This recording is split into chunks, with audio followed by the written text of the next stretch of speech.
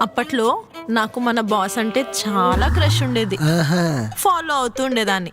అలా ఫాలో అయి వెళ్తుండగా ఆగాగు, ఎంప్లాయీస్ ఎవరు లేరు, ఆ రోజు కూడా హాలిడేనా? కాదు, ఫ్లాష్ కట్ కదా, మా ఇద్దరిని తప్ప అందరినీ కట్ చేసేసా. ఓహో.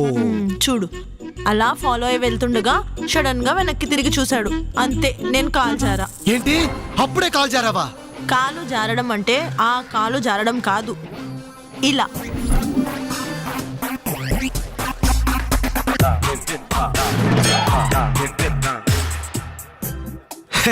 పడిపోయాడా? కాదు, నన్ను పడేసి వెళ్ళి హ్యాండ్స్ 10 times శానిటైజ్ చేసుకున్నాడు.